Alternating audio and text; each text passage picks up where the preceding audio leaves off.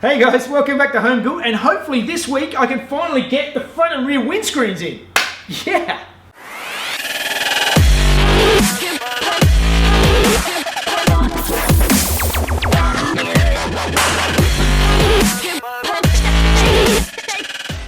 Alright, so before I get stuck into getting some windscreens in, I thought I'd give you a quick engine update and let you know what's going on. So I sent the parts all over to Performance Developments, as many of you know, and when they got there was something I'd never noticed before. So what some absolute morons have done, they've taken the case and it looks like they got a blind man using a potato to drill out the old pulled head stud holes, and then they sort of half bodgy put in some helicoils, and obviously then you get hedgehog block. So instead of all of the head studs sticking nice and straight, they are obviously slightly out. So what do you do to get them to fit?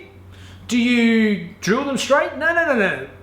They had a much better idea. They just drilled through the heads, through the cylinders, and just made oblong holes through the heads and the cylinders all the way down to the case. So they ruined the cylinders, they ruined the heads, they ruined the case, and just made an absolute balls up of the whole thing.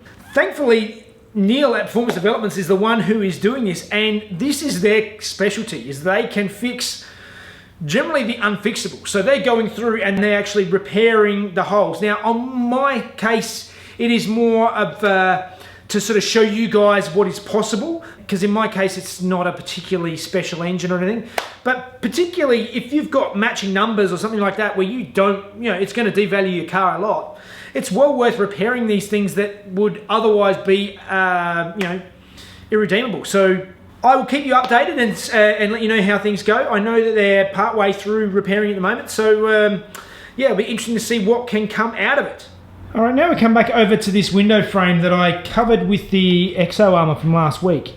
Just see if you can see here the finish, if I can get it to show on the cameras. A lot of this has got to do with my very average polishing job, absolutely. Even though I wiped it off quite flat, you can definitely still see, it still looks like it's slightly been wiped over with a damp cloth. You can see that along there.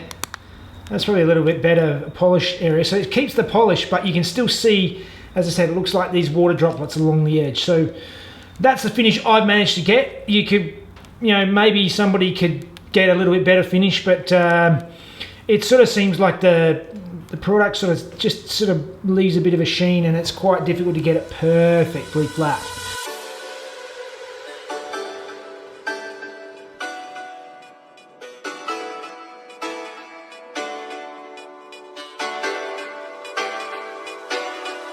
Alright, and the window is in, and I am absolutely amazed at how much just changing the felt makes the window go up and down easier. I know lots of people spend a lot of money and they change the regulator. The regulators are expensive.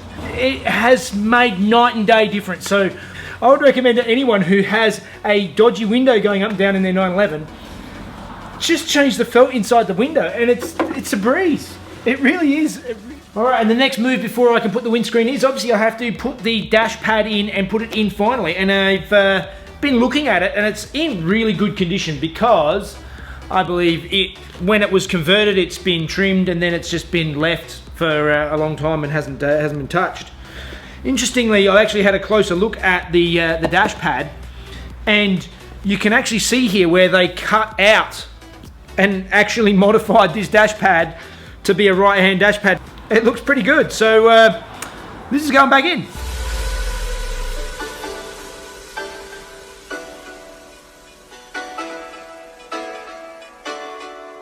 Alright, putting that dash pad in was a pain in the backside, and for all those young players out there, do it before you put all the vent system in, because it all has to come back out because you can't get to it, and I didn't even think about that. So anyway, it's in, and the next step is I've got to put in these demister vents, and the issue I have is that all the clips are all broken off of them. So a lot of you won't like it, but I'm just going to use some Sikaflex and just Sikaflex where the clips were, and basically glue them back in, because outside they're still okay, it's just the clips are busted. All right, and while I've got the Sikaflex out, like I mentioned last week, some of these are not clamping in like they're supposed to, so I'm just going to put some Sikaflex and see what I can use to clamp them up. All right, so it's finally to that time where I've got to get the windscreen ready to remount. So at the moment it's quite filthy. There is gum all the way around the edge and it just needs a good clean up. So first things first, let's get it clean and get it ready to put back in the car.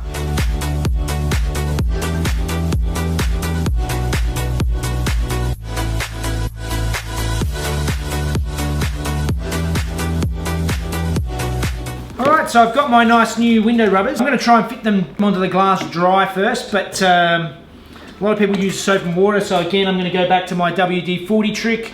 To me, dry is better if I can, so that's what I'm going to try first.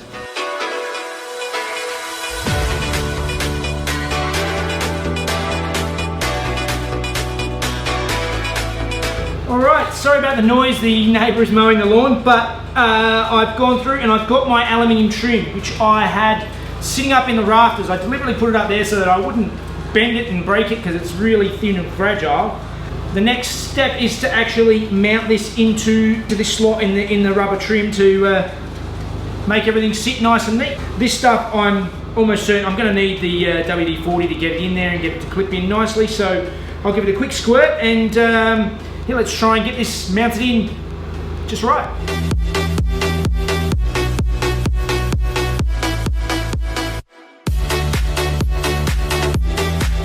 That was a pain. It killed my fingers and it was a real pig to do, but the trim is back in. It pops in, pops out. It's quite difficult to get this trim back in again, but it's in.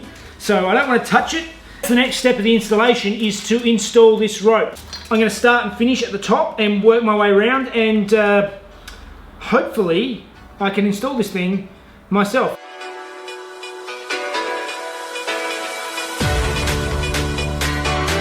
Alright, putting the string in was a lot easier than putting the chrome trim on the outside, so now we need to move over to the window frame, and there's a few little touch-ups I need to do before I can put this in.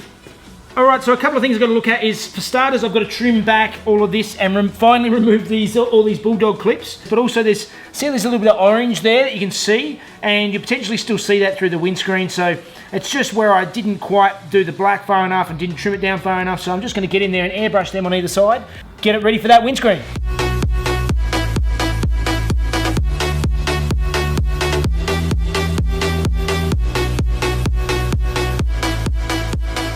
Alright, I've trimmed all the edges back and everything is ready to go. Now I've got this mastic sealer that I bought. It's supposed to be a non-curing windscreen sealer. I know in theory you shouldn't need it, but I know I've heard of lots of guys who have these things that leak, and particularly because I've repaired these lower corners, I worry that it's not perfectly in the original shape. So I want to make sure it doesn't leak. Don't have any issues. I'm going to put this on a bead around the edge, and hopefully I'll never have to worry about it again. Alright, the mastic is all in. It's all in all the way around, and it's time to try and fit the windscreen. Now I know I should really wait for Mrs. Jeff because it is supposed to be, from all accounts, much easier as a two-person job. I'm going to give it a try. Probably stupid, but let's give it a go anyway. Trying that by myself does not work. It's not even getting close to clipping underneath. I really need to be on the outside pushing this down while Mrs. Jeff is in there and pulling the string open. So I'm going to leave that for now, and I'm going to go on and prepare the rear window.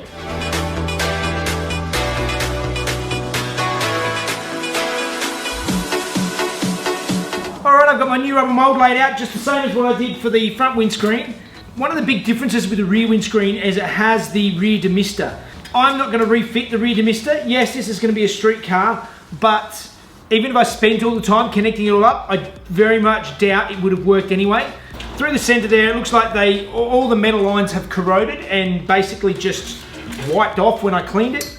As I said, I'm not that fussed because I think I was going to be too lazy to connect it up anyway. So now that's a good excuse. I'm running with that. So, all right, let's move on and start fitting the rubbers.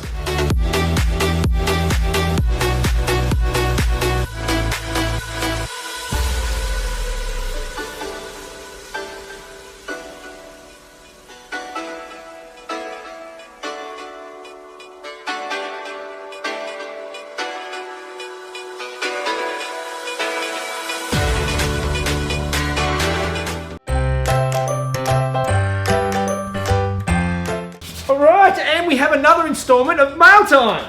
Looking at the postmarks on this, looks like Deutschland, so Germany. So let's see what we got. Hi Jeff and Mrs. Jeff. Since I do so enjoy your videos, I decided to give something back, so I'm sending a bunch of stickers for your wall. I'm totally envious of your new car, and okay, maybe not so much the tartan, your cool garage, Mrs. Jeff, and mostly your skills. I wish I had the space and skills to do some work on my cars. Regards from Germany, Robert Sonnabend. Thank you very much, Robert. And what do we got here? This business card and a couple of stickers. These are going to go straight up onto the wall. Thank you very much, Robert.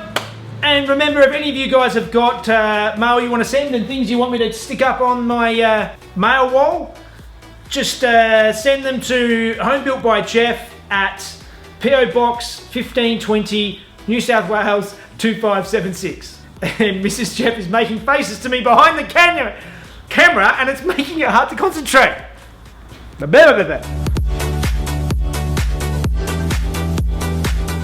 Alright, I've had Mrs. Jeff in here helping me out, and the issue we've come across is it's fit all down this side, but it popped back out again along the top here. Sorry for the noise. It's popped out all the way down and around this edge. You can sort of see the light through there.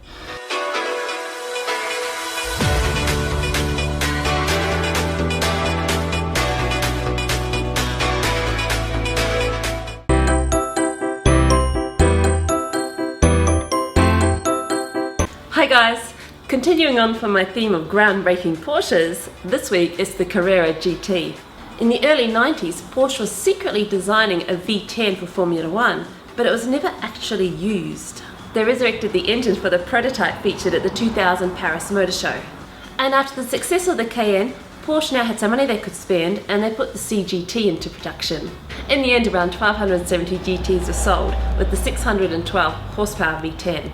It now stands as one of the last real, visceral driver cars to ever be produced, without traction control and all of the other nannies found in most of the cars produced today. Alright, that is a very frustrating another week. The front window is not in, it's not working. I had enough, and I'm going to try again on the weekend and see how I go. But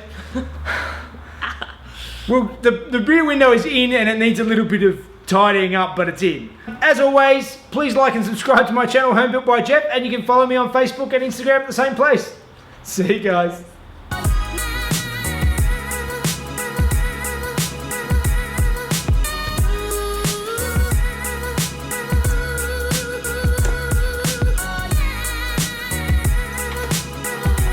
Monkey.